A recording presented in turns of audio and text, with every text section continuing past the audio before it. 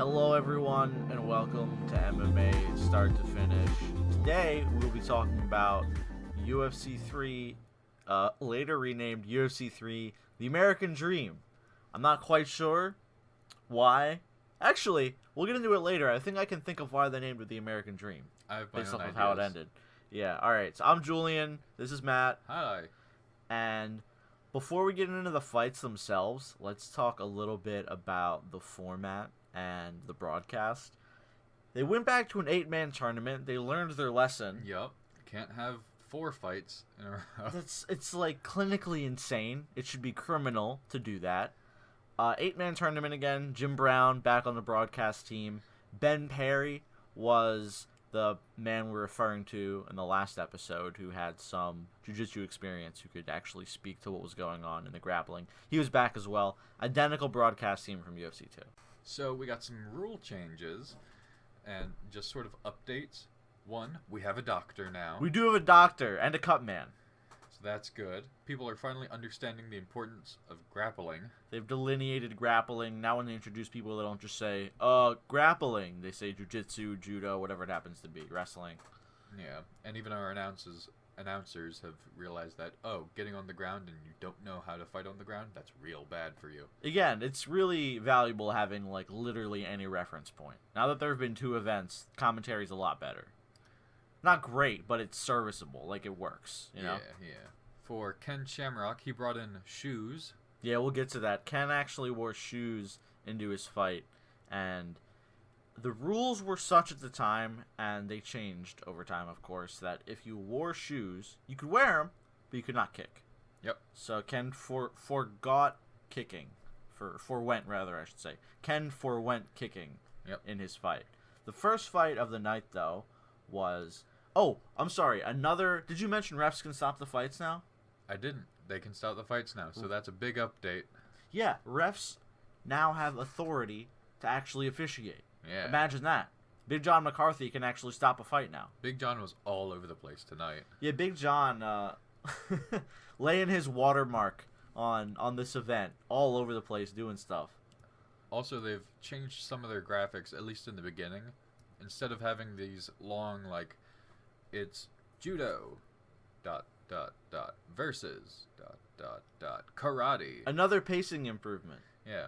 They kind of just bring the guys out now.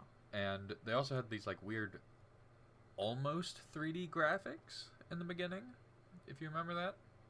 They had, like, this zooming 2D, but they're trying to make it look 3D graphics. Okay, I think I know what you're talking about. Yeah. It was weird. By the way, we should mention before we get further into this, and this goes for all of these episodes, these are best consumed after having already seen the event. You want to watch this and then listen to this. While I'm sure you can follow the event from our wonderful, artful retelling, probably works better if you've actually seen it, too. Yeah. So, the first fight of the night was Emmanuel Yarbrough, who, let me just give you the tail of the tape here, 6'8", 618 pounds. He was a judoka and a sumo wrestler.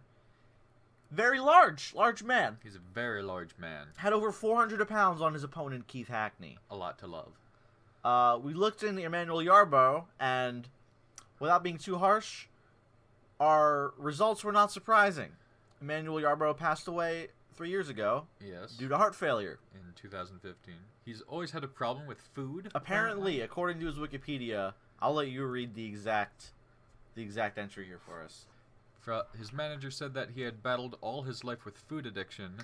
He always said, "I'm a prisoner in my own body." That's kind of sad. Yeah. That's a little bit of a bummer. To emphasize that, at age 14, he was already 314 pounds. Always a lot of fun facts when we get sumo wrestlers in here in the Yeah. UFC. So Keith Hackney, his opponent, who would actually go on to defeat him, was a karate practitioner. He fought in UFC 3, and we can see here he actually fought in UFC 4 as well. Which we'll get to next time. But the fight itself, Emmanuel Yarbrough pushed Keith Hackney up against the cage. The door flung right the fuck open. Yeah. Barely shut. He went right out of there. It looked like in UFC 2 they used a padlock to keep the door closed. In this one, I guess they had to make some budget cuts, and they didn't include the padlock. This event, by the way, I should mention, UFC 3, UFC 1 and 2 obviously took place in Denver. UFC 3 took place at the Grady Cole Center in Charlotte, North Carolina, with an attendance of 3,000. Keith Hackney's wife beater that he had on. Yeah, Keith Hackney was wearing like sweatpants and a black wife beater. But Emmanuel ripped it into becoming a leotard. It's amazing because if Emmanuel got a real hold of Keith, he could have like just chucked him out of the cage. Oh yeah, he's so much bigger than him. So much bigger. He did chuck him out of the cage. Well, yeah, I meant like over the top. Well, okay. Like it's the Royal Rumble or some shit. Yeah. Yeah. Emmanuel took a big beating throughout it.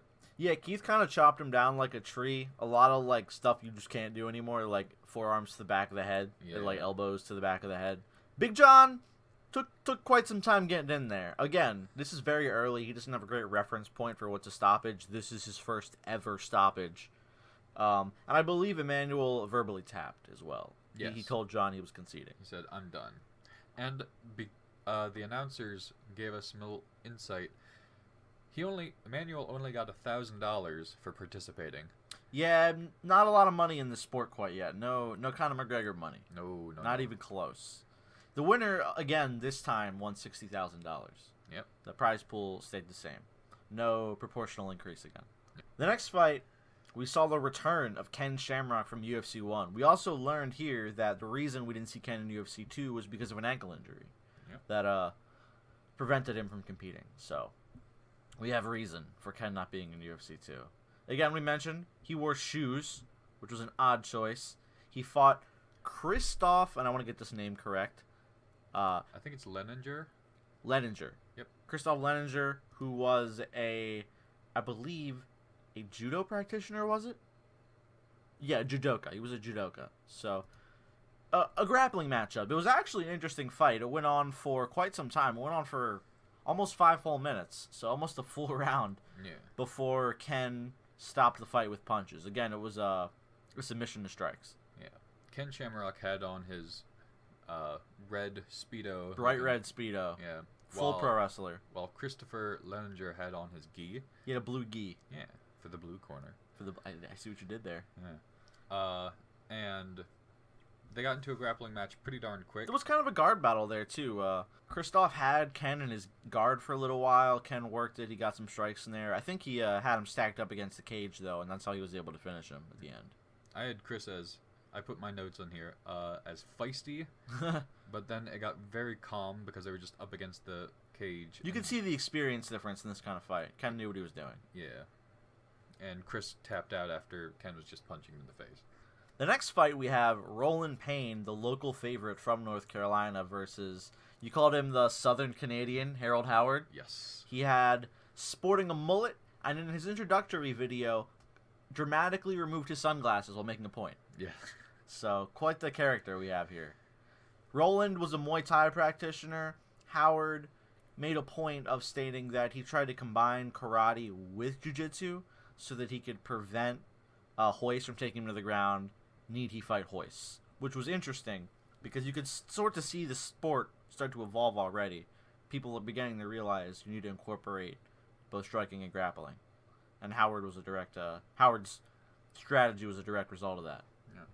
You made a good point of it looked like a WWE fight. Yeah, the fight was extremely back and forth, and neither of them were super competent in grappling, so they kind of just chucked each other around. It was like a pro wrestling match for a couple of minutes there. Yeah, Howard suplexed Payne. He that did was fun to suplex watch, him. and eventually knocked him out. And yeah, he threw a right hand while they were standing, and dropped Roland Payne. He went in for a hammer fist after he hit the ground. John stepped in. First good stoppage of all time. Yeah. Literally ever. Big John steps in right as the knockout punches landed. Maybe one extra shot, but that's normal. One thing we gained was good ref calls. Good officiating, yep.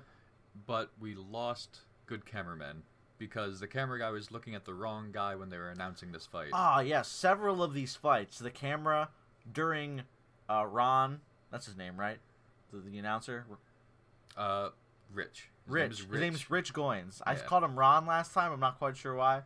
Rich is a strange name. Anyway, during Rich's introductions, the camera very often was just on the wrong dude. Yep. like more than once. And there's a 50% chance you're correct by accident, and they still fucked it up. So, Yeah. just some context for the quality of the broadcast.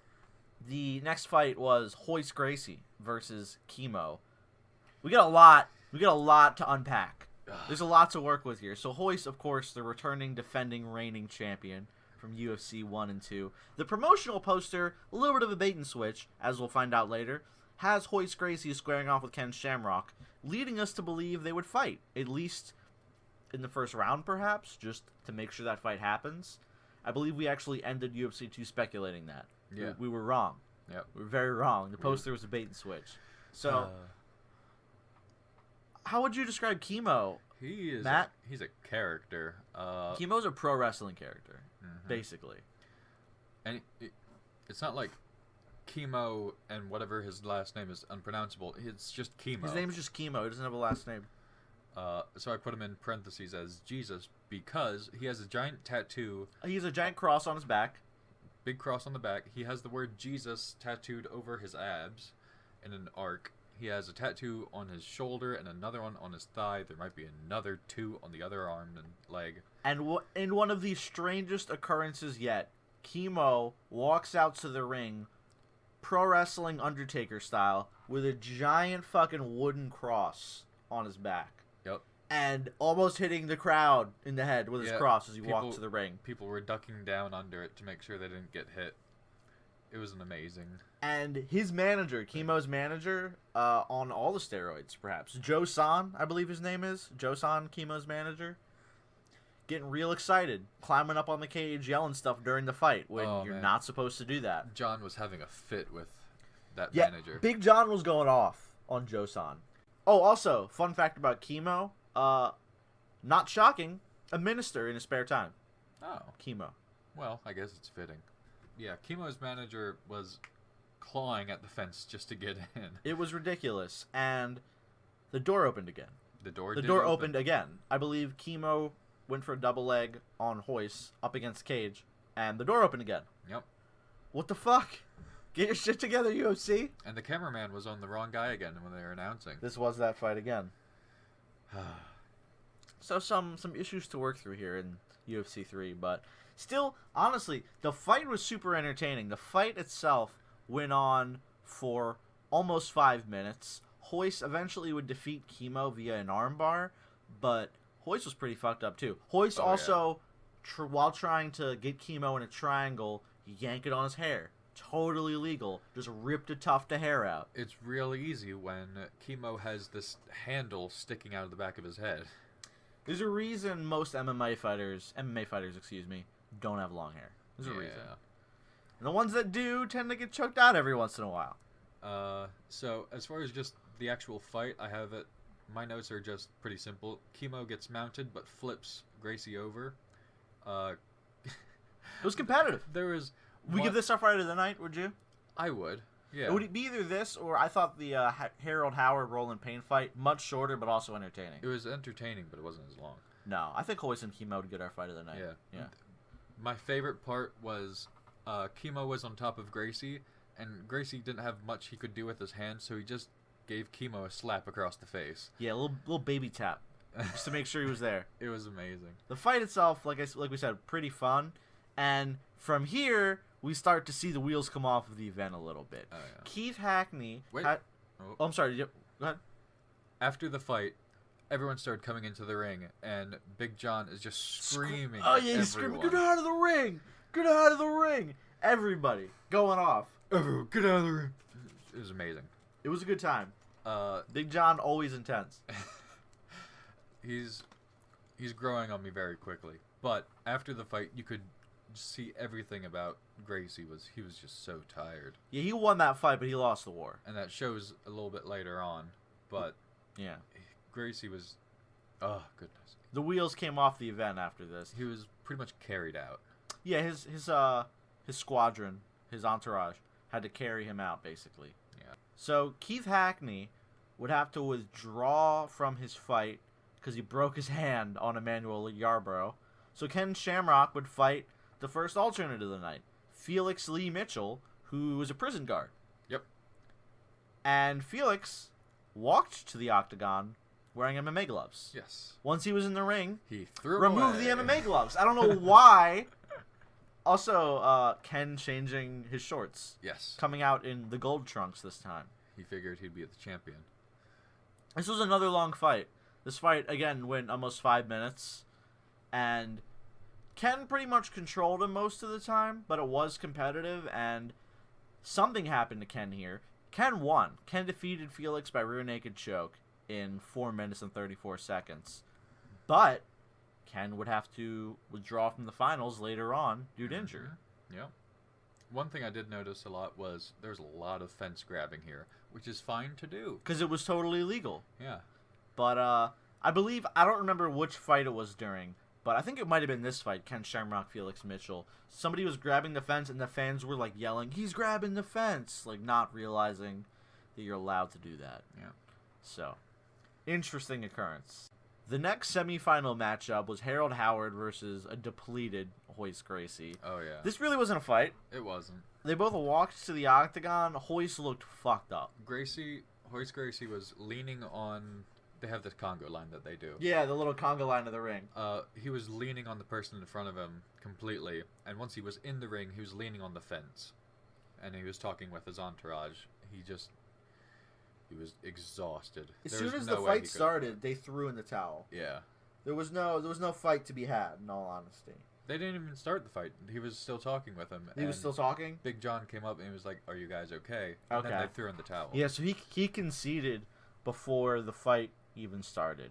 And here we see the problem with tournaments. Ken Shamrock and Hoist Gracie now have both withdrawn with injuries from their previous fights. You can't do tournaments. You can't have people... If they're competitive fights, you cannot have people fight 3, even twice in a night. You can't do it. It just doesn't work. No, it doesn't. Unsustainable. In our final matchup... Wait. Oh, I'm sorry. You I totally almost forgot. Go on, Matt. I know what you're going to say. I just looked at my notes. Here comes out Chemo. Pro wrestler style, storms the octagon with his manager. Manager decides, what the fuck are shirts for? Rips his shirt off. They're just in there yelling about how they defeated Hoist Gracie, even though they did. He lost. He tapped. He tapped out. He didn't get knocked out or like thrown in the towel. He tapped out. He chose to end the fight. And here he is running in the ring saying, "I'm the winner. I'm the champion. Praise Jesus." Don't forget to praise Jesus. Very important to Chemo. Yep. It's a big part of his gimmick. So in our main event, after the Chemo shenanigans, we have Steve Jenham and Harold Howard. Now you may ask yourself, who the fuck is Steve Jenham? That's a great question. He's a police officer. He's a police officer. Another alternate, because Ken could not continue. And because Hoist conceded when he did, instead of Harold Howard fighting Steve Jenham in the semifinal, Harold Howard fought Steve Jenham in the finals. Yep. So Steve Jenham just swoops in in the finals to having not fought at all. Yep. For this prize money and for the championship. And after a competitive fight, 1 minute and 27 seconds of competitive fighting, yeah, Steve defeats Howard. He obtains full mount, rains some strikes down, and Harold submits to punches. Yep. Howard tried to submit, but he never had a good handle on Steve Jenham. So when Steve gets on top, he just pummels Howard. That's right. Howard had Steve Jenham in a guillotine choke, but he never positioned the legs properly because I'm sure he didn't know you need to have your guard secured to obtain torque on that. He didn't really understand that clearly. So in under 1 minute and 30 seconds, Steve Jenham and his team are $60,000 richer. Yeah, and I'm going to read this here for you. After Jenham won the UFC 3 tournament as an alternate, the UFC instituted alternate qualifying bouts to balance out fatigue and lessen the advantage that alternatives previously had entered the tournament without fighting quarterfinals bouts. So, didn't make any sense, and they rewrote the rules because the rules were dumb. Yep. Yeah. Because all their problems were catching up to them, especially in this one. What exiting thoughts do you have from UFC 3? What are you left wondering about that you hope to be resolved in UFC 4? Well, they are addressing some parts of it already that you just read there, that they changed it after this. I really want to see Chemo again. Don't you want to see Chemo again?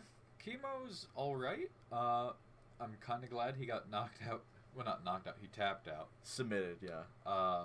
With that first fight, he's interesting to see fight. I'm not super crazy about his entrances. He's a little pro wrestling for actual fighting. Yeah. A little bit. But people like him as far as his fighting and just enthusiasm. That'd be good to see. Next time, I'd like for... I still want to see Ken Shamrock Hoist Gracie again. I do, too. I think it'd be good. I'm looking at their poster again. That they changed the logo so that the UFC man, his giant fist is in front of him, and it's very alien looking. Oh yeah, they did. They once again redid the branding. Editor's note: we realized we never addressed why we thought the event was called the American Dream. Now, Matt, I'd like you to posit your theory first. My theory is that they called it the American Dream originally, just like realistically. They probably just put it in there because it's a cool sounding name. It's the 90s, bro. Yeah. But it's more fitting because they have this guy who just swoops in and wins the prize money out of all the other people who actually worked pretty darn hard. Yeah, for it. it's the American Dream, dude. You don't have to do jack shit, and all of a sudden you pick up on the right opportunity and you're 60K richer. Yeah. That's kind of what I was thinking, too. I mean, he did fight for it, but he put in 1 minute 30 seconds compared to everyone else's, like, maybe 10 minutes. You're right. I mean, maybe not even 10 minutes, I don't want to take 5 minutes. I don't want to take anything away from Steve Jenham. He did have to fight Harold Howard to win. Yeah. But I mean, come on. One fight for that money. He's not Conor McGregor. So, I feel like he should have had to do more for it, but I mean, there was no one else for him to fight. There's a reason they changed the rules after that. Yeah. I felt like everyone was kind of disappointed after this. It was an anticlimactic way to end the night for sure. Yep. Thanks for watching, guys, and we'll be back next time with UFC 4, titled here on Wikipedia, UFC 4, Revenge of the Warriors. So we'll see what that's all about next time. Until then, see you guys later.